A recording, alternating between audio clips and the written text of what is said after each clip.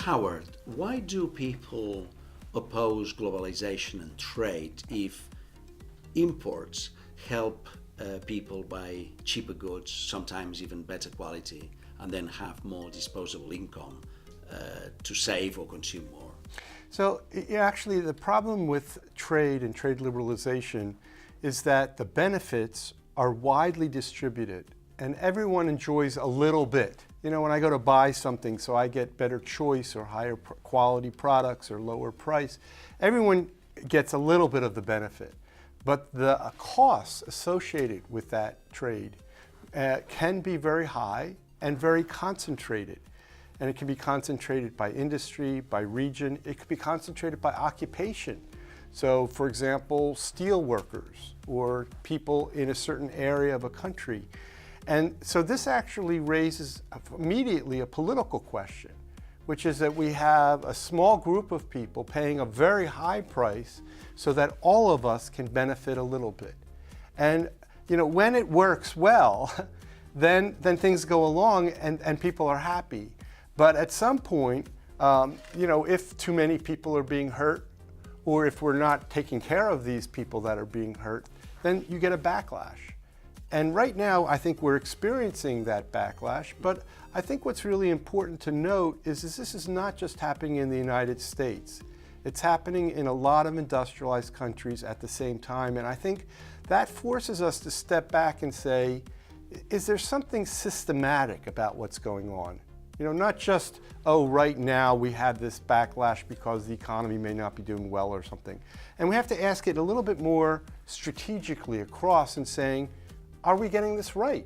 Are we getting this balance of benefits and costs, and who's paying those prices? Are we getting those costs? Are we getting that balance right? Yeah, so you know, it's not going to be perfect. Okay, and no one wants to lose their job. And of course, if you go to that person who's working in an industry and that industry may not be very competitive or facing imports, they're not going to voluntarily say, okay, I'm willing to lose my job and move to another one so that you can have cheaper imports. But it's a good for the society.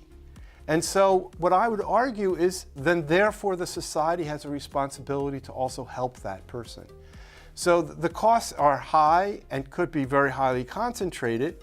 But I have to believe it's not perfect, but I have to believe that there are things that we can try to do to try to offset some of those costs. And I want to make this very clear. We often look at this as compensation, that we're buying out the opposition. And I think that that's part of what the problem that got us to where we are today. We should stop looking at this as compensation and start looking at it as, if you will, it's kind of like an infrastructure. That if you're going to open your markets to goods or to people through immigration, that we also have to think about the consequences. And that if we want to have a policy of openness, then we need to do something about helping those people that are going to pay a price for that policy. Ultimately, what's going to happen, I mean, for what we're talking about now is basically people in jobs moving to other jobs. The first thing that needs to be done, and this also often gets overlooked, is that there needs to be investment, business investment in plant and equipment. We need to create jobs.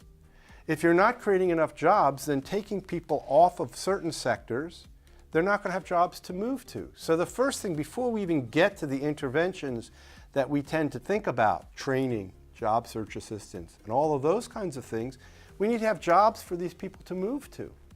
And so that gets lost in the discussion, which is that if you're going to have, again, a policy of openness, of trade, investment, immigration, then you've got to have a very active system of reinvesting the profits from this openness in the economy, creating new jobs, expanding the economy.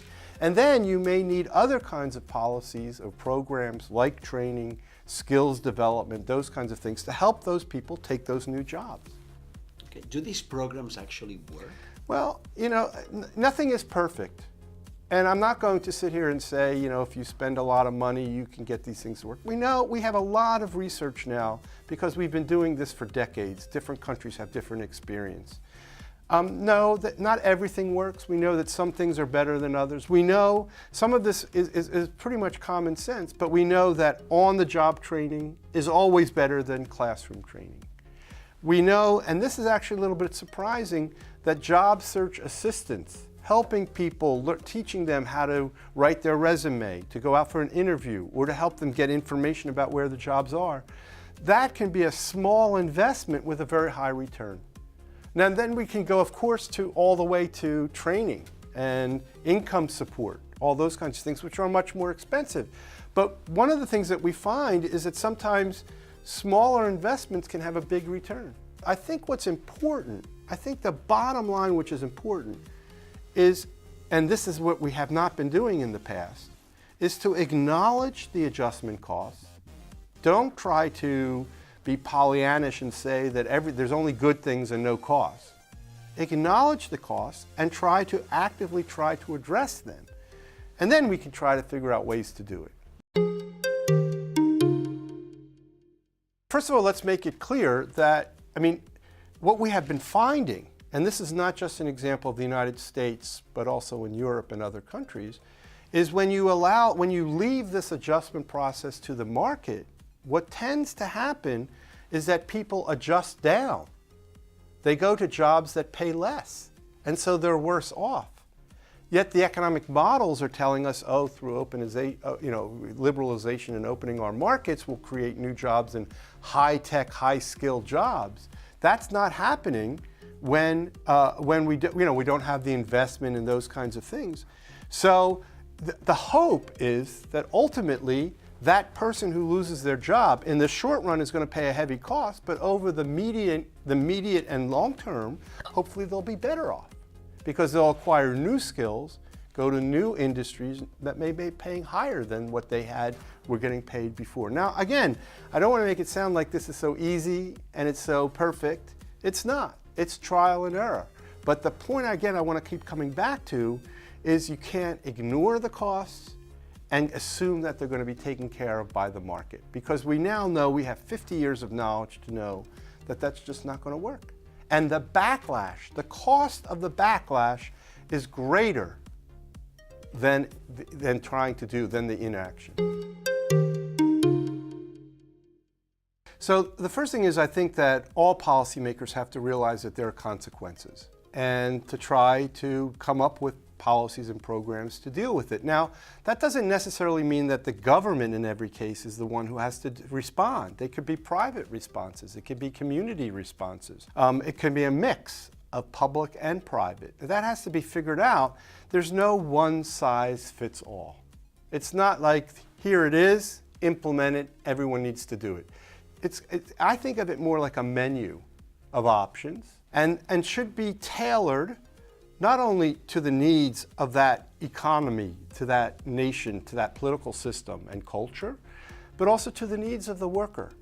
And what we have seen in the past is that for some reason countries have been reluctant to really get very much involved in all this, and so they only try to intervene and give this kind of adjustment assistance in areas like trade or something, that because of political reasons. But actually, what we want to try to do is come up to a response based on workers' needs or communities' needs, not their cause of dislocation. That's an academic question. We want to figure out what's best for the economy, what does the worker come to the table with, what do they need, and try to do the best thing in that sense. And so what we might come up with, instead of a one-size-fits-all, is kind of a menu of options. It might include income support, like unemployment insurance. It might include job search assistance and training. Just how about subsidies if people need to move locations? Or, we can be very creative in what this package might look like. And it's not clear that it should be given to everyone. But maybe so what we really need to do is build flexibility into the program, because otherwise you get something that's like, the standard thing for everybody, and you get distortions. And so it takes a lot of resources to do this and a lot of thought to do this. It's not just let's throw some money at the problem. But again, I want to keep coming back that the argument that we have to understand, and especially coming out of this current situation, is if you ignore the adjustment costs at your own peril. And so what we need to do is have a coherent, comprehensive response, a thoughtful response in a positive way that meets the needs of the economies, of the nations, of the cultures, and of the workers themselves and their families. Thank you very much, Howard. It was very interesting conversation. Well, thank you for having me.